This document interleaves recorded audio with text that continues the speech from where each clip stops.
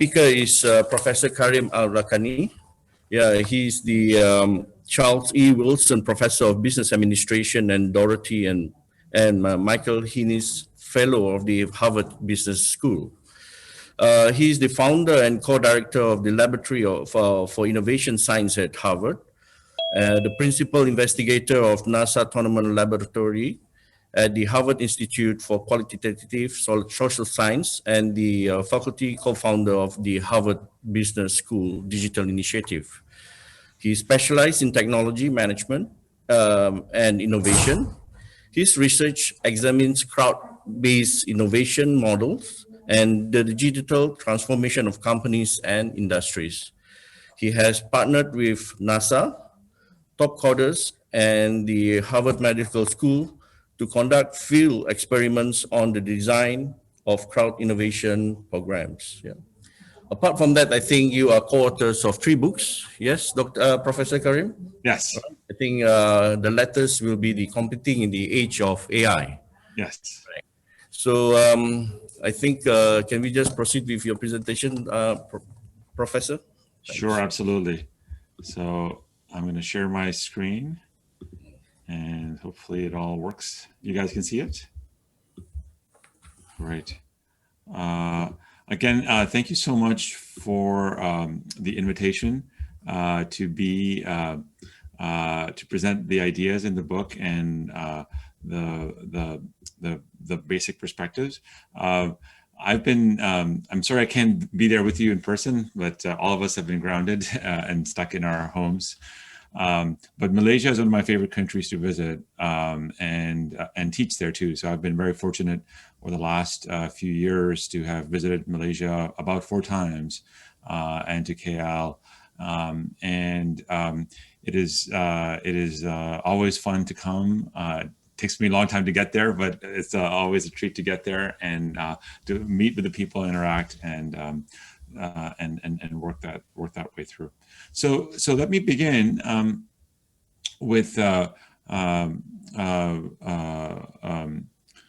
sort of what we mean by the age of AI and how it all fits together. And of course, if there's questions, please use the Q&A side, and I'll try to answer the questions while I'm talking, but also we'll have a Q&A period as well. So the first thing to note is that digital transformation and digitization is really transforming our global economy. And if you sort of think about it, what's been happening is that there have been waves and waves of technology that have been pushing through the world. And those waves create new winners, new losers in terms of companies, but they also change both the company architecture and the economic architecture as well as these waves come through.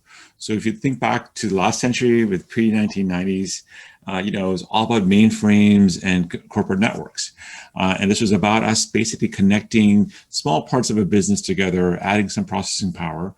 And companies like IBM and digital became quite big in that space. Then in the PC and web era, sort of early software ecosystems started to emerge, where Microsoft, Yahoo, eBay learned to figure out how to build platforms and build ecosystems in which the value of the company's products increased as more and more users came on board. And that was, very revolutionary at that time. And the technology industry expanded this way. All of us, the technology got democratized. We all had computers in our homes, in our workplaces, and so forth. And certainly in the last 15 years, cloud and mobile have become quite important. And with that have been, again, new enterprises that have, again, taken over the world. In this way, you can think about Google and Facebook. And these guys grew, but they also started to connect various different parts of industries together. And note that the big thing about Google and Facebook was that they provided all these services for free, right? While somebody else paid for them. So they created value for us as consumers, and then value capture happened through advertising. And now we're entering this era of AI and networks. And in this era, again, we have a new technological architecture with AI dominating, and firms that are becoming super powerful have superpowers in many ways. Firms like Google's parent now, Alphabet, Alibaba, and Baidu, and Tencent in Asia, Amazon globally, Ethereum in terms of blockchain. And again, all of these have meant both a technological push, but also a change in the economic architecture and also a change in the corporate architecture as well. And around AI, there's just a ton of hype. Wherever you go, there's lots of conversations about AI in the headlines. AI is good for you, AI is bad for you, AI is amazing, AI is terrible. Lots of hype around this. And for us, we want to sort of clear the mess around AI and be very specific about what AI and being in the age of AI means for us in terms of businesses. And so what I want to take you first is to thinking about AI in a completely different setting. I want to take us to thinking about AI in a setting of art. And I'm going to show you the creation of this portrait. This portrait is known as the Next Rembrandt. As you can imagine, in a talk about AI, this was created by AI. As you watch this video that I'm going to show you next, keep track of how they went about doing this. And if you could also imagine this working in your context, in Malaysia, in Sarawak, within the companies you have as well. And so I'm going to just stop my share for a second. And I forgot that I had to share my audio. Okay, good. That's shared now. And so let's watch this video together, and then we'll make sense of what this means to us about what it means for us to be in the age of AI.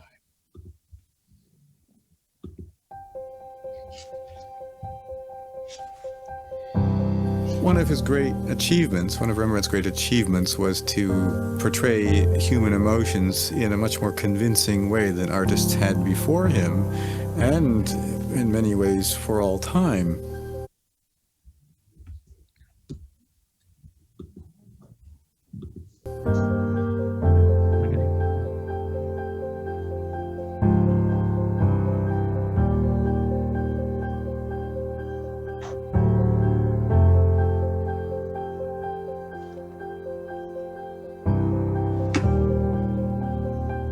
At ING, we believe in the power of innovation, what it can mean to people.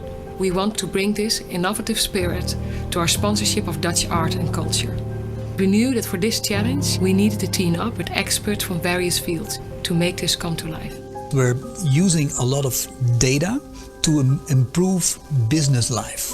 But we haven't been using data that much in a way that touches the human soul. You could say that we use technology and data, like Rembrandt used his paints and his brushes to create something new. The first step was to study the works of Rembrandt in order to create an extensive database.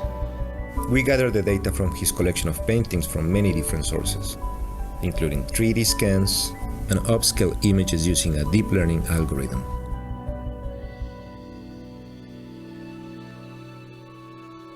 Because a significant percentage of Rembrandt paintings were portraits, we analyzed the demography of the faces in these paintings, looking at factors like gender, age, and head direction. The data led us to the conclusion that the subject should be a portrait of a Caucasian male with facial hair between 30 and 40 years old, in dark clothing with a collar, wearing a hat, and facing to the right. From there, we started to extract features only with faces that were related to that specific profile. And we had to create a whole painting from just data.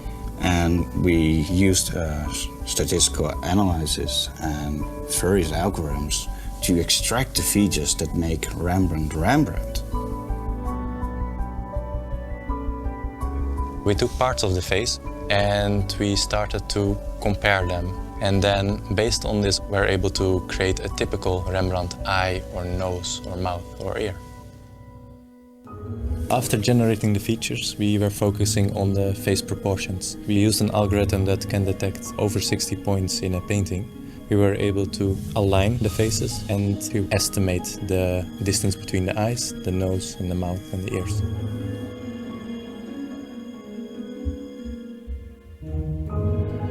A painting is not a 2D picture, it's 3D. You can see the canvas, you can see the process, and that's what makes the painting come alive. A hive map is essential to make the painting a painting. we incorporated the height map into the painting and printed on a 3D printer that uses a special paint-based UV ink. It printed many layers, one on top of the other, which resulted in the height and texture of the final painting.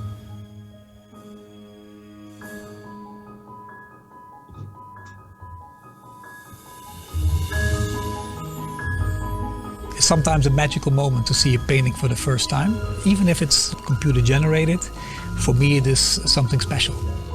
I would have believed if I saw it in a museum that it would have been a real Rembrandt, just one I haven't seen before.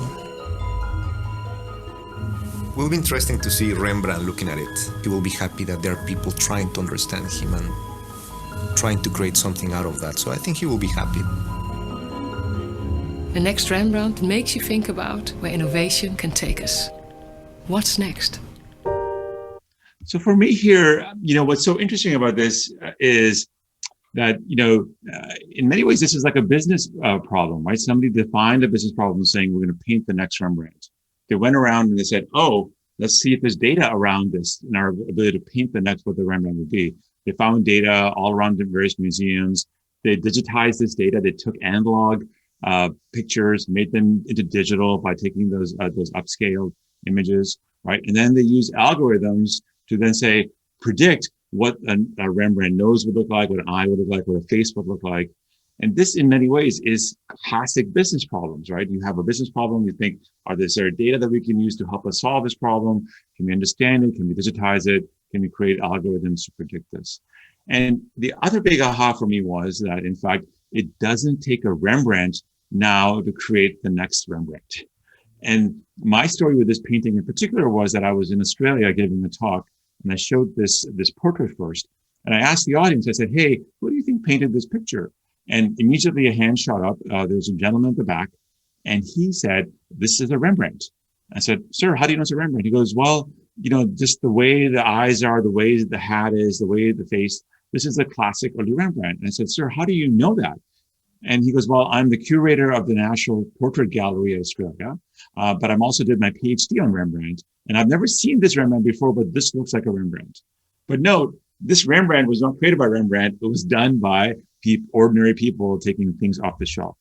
And this perspective, I think, is important because as AI starts to come into our lives, in all aspects of our lives, we're going to see two very interesting reactions. One is like this, which says, look, AI just 3D printed a brand new Rembrandt is shockingly good. Lots of people in favor of it. And then a bunch of people that are like very nervous, very upset, right? So this is in The Guardian, the digital Rembrandt, a new way to mock art made by fools. And this dichotomy of reactions, what we will expect as we bring AI more and more inside of our organizations. So first, let me just get clear on the definitions.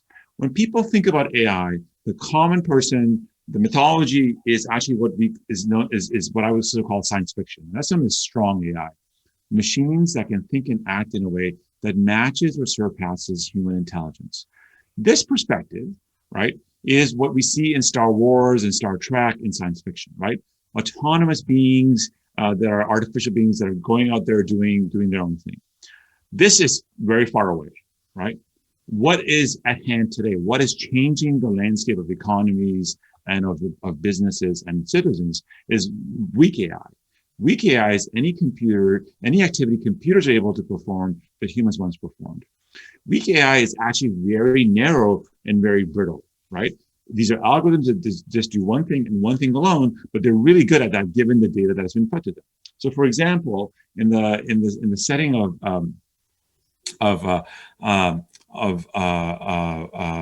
Rembrandt, the Rembrandt algorithms won't be able to do Renoir, right? Or Picasso. They can only do Rembrandt and only early Rembrandt. In order for us to do Picasso or Renoir, we'd have to get in new data, generate new algorithms. So weak AI is very narrow algorithms doing single things.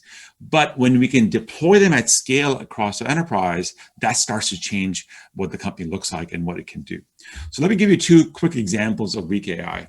One of them comes from China, JD Digits, which is the financial services arm of JD.com. And this is a very simple task, which is like counting animals in a farm. So JD Digits was asked by the Chinese government to offer insurance to pig farmers. they're like, okay, so we have to be able to count these pigs. We have to know which pigs are being insured, because a farmer may choose not to insure all the pigs, right? And so we can't do this manually. We can't put hundreds and thousands of people to go out there and keep track of the pigs and uniquely identify them. And we can't even do unique identification because, the only way to do that is actually through biological sampling, and that's not going to work because that's going to be very expensive. So what they decided to do instead was say, hey, let's do facial recognition of pigs. Right? So the same facial recognition technology that's in your phones, when you sort of look at your phone and it sort of opens up for you, right? They applied the same technology for pigs, and they said, oh, we can uniquely identify pigs. But once they did that, they were then able to then say, oh, we can count pigs. We can once we have their images, we can keep track of their health. We can keep track of what they're eating, right? And we know when they're ready for the next step in their life, which is to become bacon, right? So this whole era for financial services gets changed radically, because now with these weak AI algorithms, they can offer a whole new range of services to farmers: insurance, marketplace services, health services, and so on and so forth. It helps the Chinese farmers, and it helps JD Digits. Now remember, JD Digits is not going to go to market selling pig facial recognition software. They're going to use this AI to change their business model, how they create and capture value, and their operating model, how they serve their customers, how they offer them many products, and how they learn and improve. And that's the way to start thinking about this, that weak AI deployed at scale starts to change our business architecture, both our business model and our operating model. Another example actually comes from my lab. So I work, as was discussed, in crowdsourcing. I try to get lots of people to innovate with me. And I've been very lucky. I've worked with NASA, I've worked with Harvard Medical School. This is a paper we just published last year in a leading cancer journal, which was, can we actually develop AI solutions from the crowd to do radiation treatment planning for lung cancer patients? So when somebody gets lung cancer and then they need to get radiation treatment planning, an oncologist sits down and outlines every single tumor by hand, right? And then creates a treatment plan which drives radiation to them. Very expensive process, very time-consuming process. And we wondered if we could, in fact, do this through AI. So over the course of 10 weeks and $55,000, so 10 weeks, $55,000, we built algorithms from the crowd helped us create these algorithms that were as good as the average Harvard-trained radiation oncologist, right? 10 weeks, $55,000, and we have a working solution that is as good. And with more data, I'll probably get better and better and better. Now, the thing to note also is that I'm a co-author in this paper, right? The last time I took biology was in 10th grade, right? And here I am, a business school professor, writing a technical paper in a scientific journal about lung cancer. How could I do that? Well, the costs for us to innovate with AI have dropped radically. In this case, the winners of these solutions took code and algorithms from self-driving cars, autonomous driving cars, and applied it here. And this is the thing that we're emphasizing. We're entering an age of AI where lots of problems are being solved through AI. And now we need to sort of think about, what does it mean for our organizations? So let's go dive deep into one AI first firm, which is in your neighborhood. And in fact, I got exposed to these guys in KL. So this is Ant Financial. It's the payments arm of Alibaba. Alipay comes out of Alibaba, and basically these guys have grown in an amazing way over the last 10 years. It first becomes an escrow service, and from there they become Ant Financial. And then very quickly, once they become an independent organization, they're able to offer money market funds. They're able to offer credit, a banking service, investments, and financial cloud, and so forth. And in this case, they are able to serve 1.2 billion customers right now with about 12,000 employees, right? The scale of their ability to serve that many customers with only 12,000 employees tells you something new is afoot. Everything that happens in this company is driven through AI. So my own experience with Alipay, was my first introduction to them was actually in KL. So I'd arrived to teach in Malaysia. I was jet lagged. I was feeling groggy. So I went to Petronas Towers nearby the hotel. and I was staying in the Traders under the Petronas Towers, and went to the 7-Eleven store to buy some junk food. I needed, salt and sugar and fat to get me satiated from all my crazy travels. So I go to the 7-Eleven. You've probably been there in the basement of Petronas Towers, and I buy a bunch of junk food, all the Malaysian snacks and so forth, and I give my credit card. And they go, "Oh, sir, we don't take your Visa credit card." I go, "What about MasterCard?" "No, we don't take MasterCard. We take cash, so you need to go to the ATM. There's an ATM back there, Maybank ATM back there. You can use your debit card there, or we take Alipay." And I was like, "Wait, you're not taking these global credit cards, but you will take Alipay? Something interesting is going on." Again, same trip. My host took me to Jalan Alor to have some nice Malaysian street food. I'm there, and I notice all the streets are thronged, and there's all these Chinese tourists. And there's a lady who's actually singing for the Chinese tourists, and she's actually handicapped. She's in a wheelchair, but she's singing. She's making a living. And what do I see with her? I just see QR codes on her around her neck saying, "Please make a donation," right? Alipay or Tencent Pay, right? She doesn't take cash, only takes QR codes from Alipay and Tencent Pay. And then I was lucky enough to go to Langkawi for a little vacation, and the hotel also takes Alipay. And that for me was like mind-blowing, that here was Alipay ubiquitous already in Malaysia, right? Having this impact with only 12,000 people. And if you start thinking about these guys, what we need to sort of imagine is, how is it that they're able to do what they're doing? In order for you to serve this many customers with this few people, you have to have AI deployed at scale, right? Their MyBank system has 310 as a goal: 3 minutes to apply for a loan or an account, 1 second for approval, right, and 0 human intervention. So you can see the scale here is very different. So when we think about a company like Ant, we think about business models and operating models. And if you think about Ant Financial, they have thought of themselves as being present with you every time there's a transaction. Every time there's a transaction, Ant has a capability to be there and to assist you. And what that does for them is that allows them to take the data from that transaction and learn more about you, and from there offer you new services and new services and new services. And it's this view that not only do I help you with a transaction with my company, but I also learn from that transaction, from that data, and that helps me think about various ways for me to serve you better, is the logic of an AI-first company, right? So imagine in the case of Ant, right? They have both consumer data and merchant data, and they have transaction data that allows them to say, what will the consumers need in their financial lives, and what will the merchants need for their business life as well, right? And that can be the way they start to build themselves up. And so a firm like Ant uses AI to drive digital scope and learning. Their whole operating model is driven by AI, right? They're a platform, right? They connect consumers to a whole range of financial services, products, insurance, payments, e-commerce, investments, you name it, right? And here, the traditional human-centered processes are digitized and operational bottlenecks are removed, right? And as Satya Nadella from Microsoft says, AI is a new runtime that's going to change all that we do. That's the future that we have in front of us. And the logic for a company like Ant is to be focused on, as you get more data, you get better algorithms. As you get better algorithms, you get better service. As you get better service, you get more usage. As you get more usage, you get more data. This is the logic that drives these companies. And AI, analytics, and networks are at the core of the organization, not a retrospective view. Most of us have analytics in organizations, but those are retrospective. We go back in time and get a view of what happened, right? Maybe on a quarterly basis, a monthly basis, a weekly basis, or daily basis. This is prospective. This is what drives the engine forward for the company, not retrospective. So what happens? What's at the core of this company? The core of this company is an AI factory. The AI factory is what makes this happen at scale. And our belief is that the AI factory is what's going to actually be present in all types of organizations. The AI factory has 3 components, right?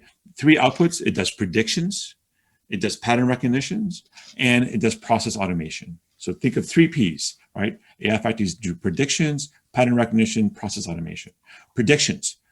Think of your organization as a set of predictions, right? I'm going to make predictions about pricing. I'm going to make predictions about inventory. I'm going to make predictions about supply chains. I'm going to make predictions about customer acquisition, customer churn. I'm going to make predictions about hiring people, about firing people, about promoting people. Our organizations are full of predictions.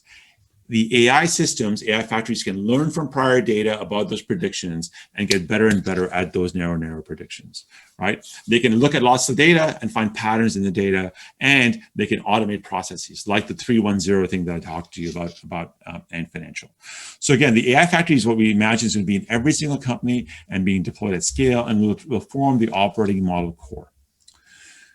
And what we see in our research is that these digital operating models have near zero marginal costs and generate both network effects and learning effects. What this means is that the value of these companies to us as consumers increases as the number of customers, as the number of users increases. So we have this network effects, value increases. Remember, most of us are in the product or service world, so where the value to us of a particular product or service remains the same, right? The same utility. You imagine a pen like this has the same utility to us. If I gave this pen to everybody in our audience, all 644 of us here, right? The value to the pen for us would still remain the same, right? But in a network good, the value of something increases as there are more users. So think about the fax machine as a network good. Fax machine on its own is completely useless. Fax machine between me and Osman has some value, right? Maybe once a year I'll send him a fax, but very limited value. But if all of us have the fax machine, then the value of the fax network grows exponentially. And that's what network effects is all about. But with data on the transactions that are happening in a network effect world, we can actually sharpen the value curve as well. So that's what's going on in the world today amongst all these companies that we are so used to now. And what happens is that this is colliding from our perspective with the traditional operating performance drivers in companies, right? So if you think about what Ford taught us about scale, scope, and learning, and with Sears and Toyota, is that these things have not really changed in 100 years. The factories and the pictures look the same. Okay, and what's going on is that these are companies that are highly siloed. There's no integration of data across these companies. And what happens is that over time, the value that they deliver starts to diminish or peter out or basically flatten out. And this is because of operational complexity, administrative costs, and organizational inertia. And what we see happening in the world is that digital businesses with increasing value are colliding with traditional product businesses with decreasing value or flat value. Okay, and this collision is happening in a whole range of industries: Marriott versus Airbnb, Ford versus Waymo, HSBC versus Ant Financial, right? Pfizer versus Moderna, right? We see this over and over again. And what happens is that those of us that are on the blue line on the traditional product business, on the concave curve, always underestimate the value of the digital operating model because it takes a while for it to scale, right? The traditional business generates value quickly, right? Which is that the digital business takes a while to get in place. But this is an exponential process. So it gets better and better and better. And over time, it can then surpass and take over the value that a traditional product business has. And what I want you to imagine, though, is that this is a view in our book. Now, if you take a step back, though, this view is exactly what's been happening also with the COVID crisis, right? The COVID crisis, COVID as a disease is an exponential process, right? And all of humanity, all of our governments, all of our institutions have underestimated the exponential nature of this process. Right? And when we talk about flattening the curve, when we talk about why are we so worried about COVID, it's because our hospital capacity is fixed. We can't grow it exponentially with the disease process, right?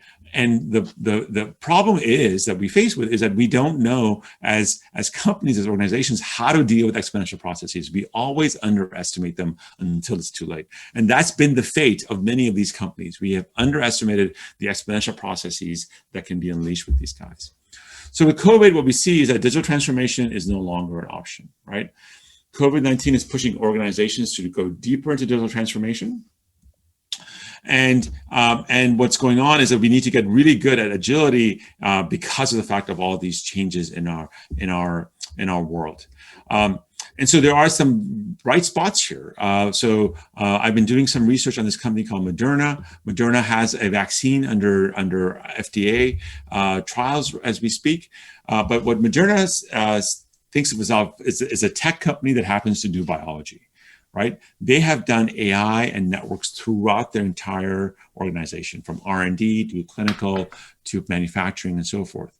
And by the way, it took them only 44 days to come up with the vaccine in record time, right, for COVID, right, based on their technology. And in fact, the time to design the vaccine itself was only 4 hours because everything was automated and they had so much learning effects inside of their company, right? And what you see is this acceleration of their organization, right, in order to be able to pull what they've been able to pull off. And we all hope that certainly this company, but a lot of the companies also can in fact succeed here because it matters to humanity. But our ability to do this at scale has been because of a company like Moderna setting itself up as a fully digital biotechnology company. Similarly, local to us here in Boston, we've seen a revolution happen in AI and digitization in hospitals as well. This is Dr. Kelly Whitbold, and what she says is that she's seen more transformation in healthcare in the last 6 months than in the last 10, 15 years. And across the board, we've seen deployment of models, algorithms, AI to help lower the pressure in terms of chatbots, find PPEs, rethink supply chains, and so on and so forth. And this is, I think, the future that we sort of see for us. And even a company like IKEA has posted record sales because they were able to switch to a digital-first, AI-first model by changing their stores into warehouses, but having a fully digital experience going in front of them. And that's part of, again, this COVID acceleration that we see. So now let's just talk briefly about transformation. How can the rest of us in the economy who are not the Alibabas and financials and the Amazons of the world, how do we do this?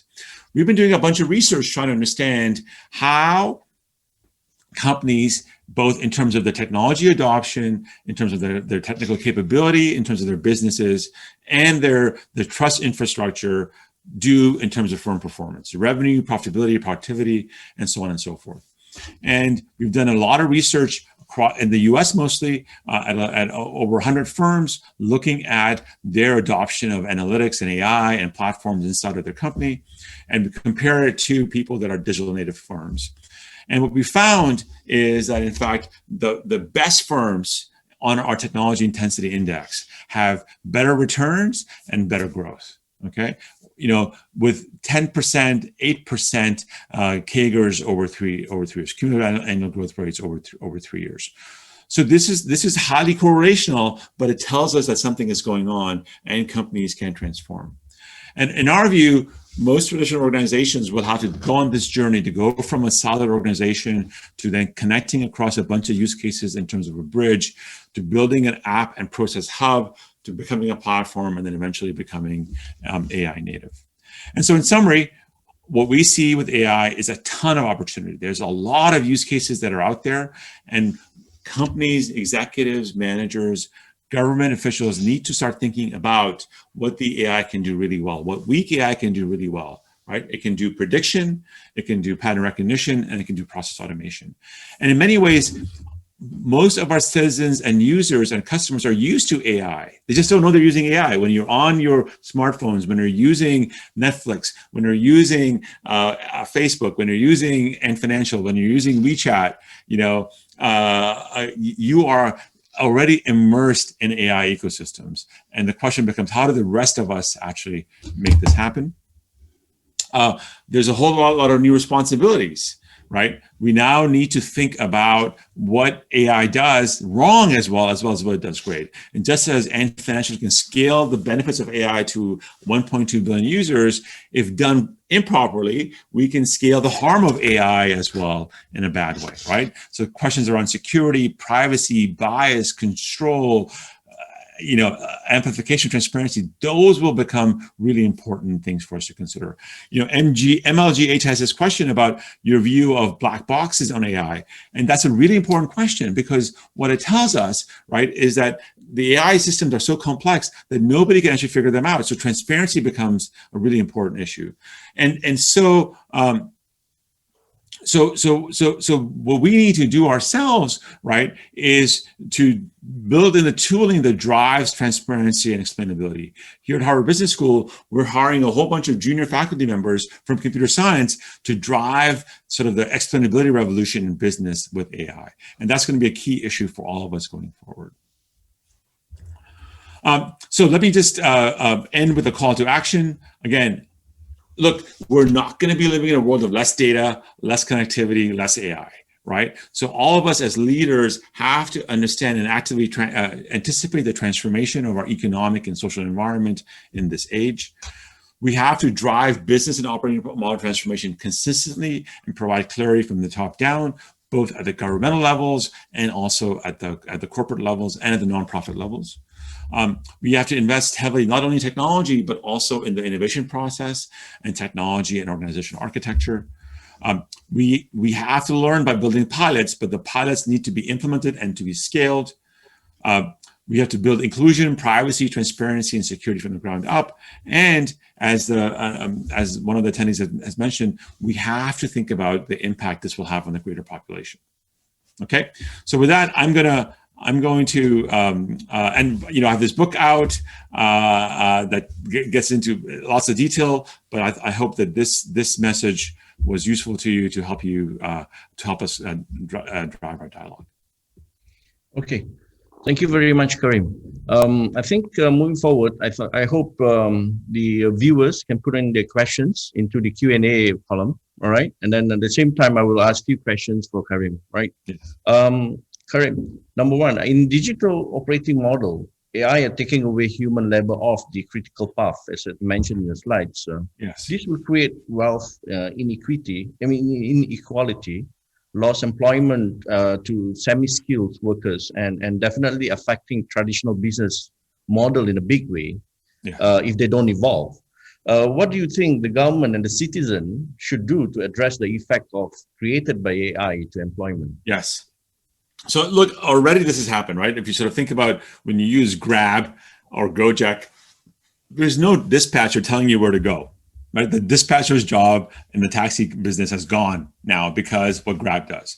So in many ways, people will always choose, citizens, consumers will always choose convenience, and AI offers a ton of convenience and a ton of new capabilities. So we have to think about this from a multi-layered perspective, right? So the first thing is for companies. Let's start with companies first. Companies, okay? My belief is that today, AI is not going to replace managers or executives or employees, but managers, executives, and employees with AI are going to replace managers, executives, and employees without AI, okay? So the responsibility for company management and executives is to deploy AI and enable their workers to use this.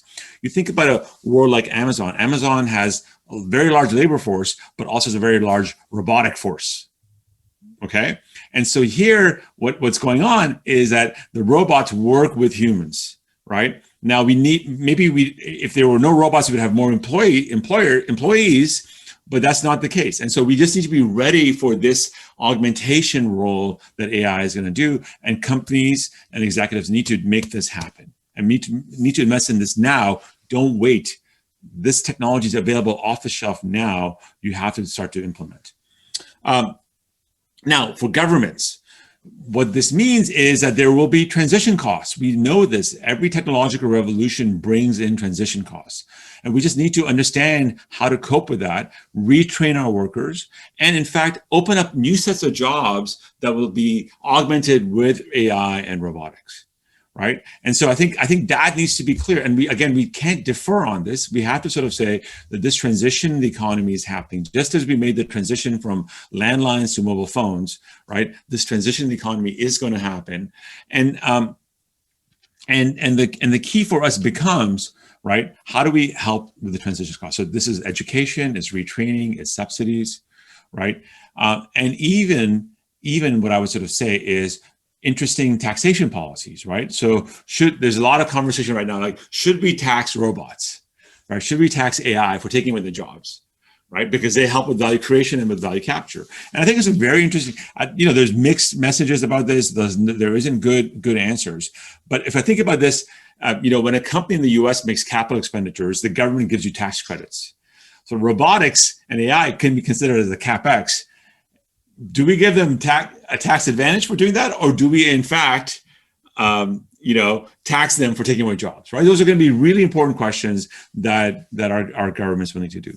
For citizens, look, education, right? Malaysia has an amazing education infrastructure. There's an amazing technical workforce. And I think there's a ton of ambition that Malaysians need to make about what they can do in the economy and the ASEAN region, right? The much of the technology, much of the learning is freely available, right? Harvard has open courses, Stanford has open courses, the whole world offers a whole bunch of open courses. And I think the choice for Malaysian universities and Malaysian governments is to say, let's do a massive retraining, right? We have a good technical workforce. We just need to teach them statistics and R, and we need to enable our business folks to understand what this means for our economy. What's great about this, by the way, is that the playbook for this is open and transparent, right? Google, Facebook, Alibaba, all of them are open books. Here's how we build our algorithms. Here's how we do these systems, right? It's up to us to learn and then deploy it in our context instead of sort of waiting for them to do it for us. So I really think that for citizens, investment in education, working with the governments on that, I think is going to be critical. Okay, thank you, Karim, for the insight. The next question that I want to ask is, the company that implemented AI are getting super efficient with their business, and some of them have market capitalization growing so fast that good startups are eventually bought over by these giants, creating big dominance on certain services. Not only that, we have seen many issues related to prominent platform players versus its sellers, right? I think like Apple versus one of the gamers, where platform starts to dominate the market, it can raise the fees it charge the sellers. In traditional business, we have anti-monopoly act, but in digital world, how best to keep check on this dominance, on market dominance? Yes, look, I think these are really big questions that regulators from around the world are faced with, and companies as well. Look, we're not going to be living in a world of less hubs. There's a natural element of physics behind the growth of these things. They create networks, and then the hubs and networks keep getting bigger and bigger and bigger. But that doesn't mean we don't have smart regulation. But we need smart regulation, and I think part of the problem is that we're all discovering what the limits are and how we think about anti-monopoly, antitrust actions, let's say in the US. So for example, in the US, the view of antitrust has always been harm to consumer, right? Is there harm to consumer? Are prices being raised for consumers, right? I keep getting cheaper and cheaper and freer services from Google and from Facebook, and cheaper stuff from Amazon. So are consumers being harmed? No, but the ecosystem is being harmed, right? And other firms are being harmed. And so do we need to revise sort of our view about harm to companies? But if you then say harm to companies, then I'm like worried about, well, wait, why should the government prop up crappy companies? Maybe they should just die off, right? And make room for new companies to show up. So this is the tension we face. And I think we are at the cusp of lots of innovation in regulation. The European Union is pursuing one approach. The US is a mess now anyway, but we're still, we're trying to figure out what our approach is going to be. Today, yesterday, the US House released a report about the dominance of the big four in the US, about Amazon and Apple and Google and so forth, and Facebook. So I think this requires smart regulation and cooperation between both the hubs, the ecosystem, as well as our regulators on the way. So to be done. I don't have good answers, but this is an active research area for lots of us. All right, thank you. I think you are very familiar with crowd innovation. How effective it is in solving the problem, and when to use it, the crowd innovation, when to deploy that kind of methodology.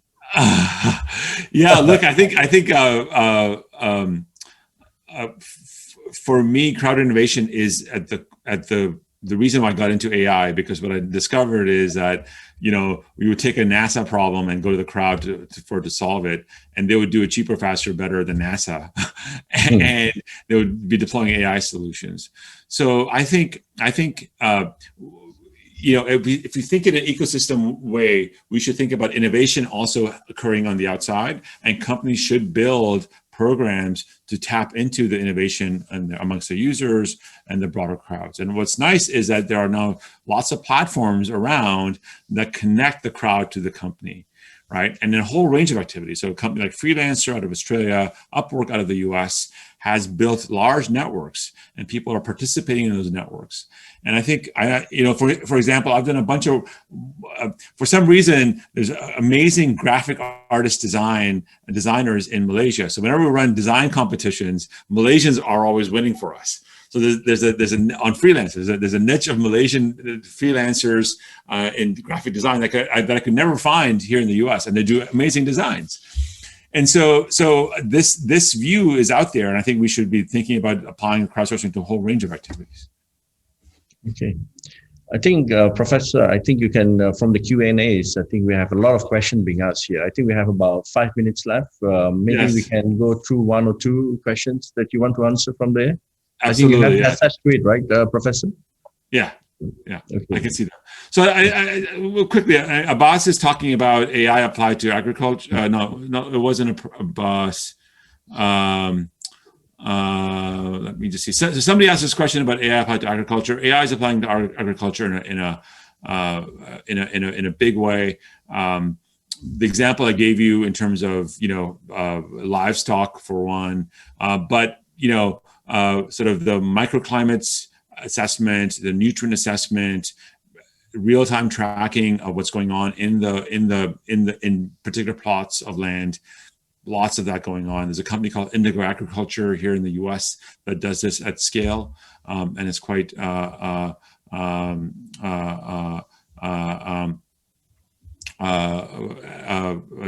there. Desmond is asking about talent acquisition relying on AI.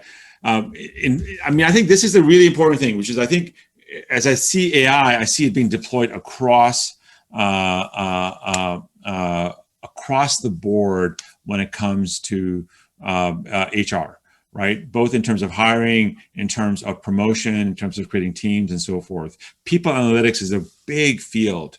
And the big issue there's a stream of questions here about all of us as companies need to think about what Ming Zhang at Alibaba has said, which is datafication, right? Take manual processes, find ways to digitize them. And once you digitize those manual processes, pull out the data. And once you pull out the data, you can deploy AI, okay? And so and this was the same example as the pig example I gave you, right? You could do manual counting of pigs, right? Very hard to do, right? Full of error, right? But if you apply data and digitization, you can then get data from your livestock, and then you can do a lot of things with AI. So datafication, I think, is the first order of business for most organizations. Think about the transactions that take place in your organization, and think about ways to extract data from this, data at scale, right? And then go from there, right? So in the Ant Financial example, what Ant did is they actually created a QR code economy all over China and then also in Southeast Asia, right? That enabled them to get data on transactions. That transaction history enabled them to create all these additional things. So datafication, I think, becomes a key element. All right. Thank you, Professor. I think our time is up. Thank you very much for your while waiting for us. I think now is almost 11 in US in your place at the moment. So I will leave this session. Thank you very much. Good night to you. Thank you very much. Yes, and I'm on LinkedIn. I post quite a bit on LinkedIn. So Feel free to follow me there and stay in touch. Thank you so much. Yeah. Have a great day, everybody. Yeah. Oh, yeah. Did you miss your debate the other day? No, today? Oh, yeah. It's The other happening- day when we had the session. It's you happening had right the now. debate, right? It's happening Now right you're now. missing it out again. Yeah. Yes, Yeah. yes. I can't take it. It's too much. I'd rather do this. All right. Thank you very much, Karim. Thank you. We'll catch up. Have a great on day. LinkedIn, yeah. Bye-bye. Yes, thank you so much. Yes.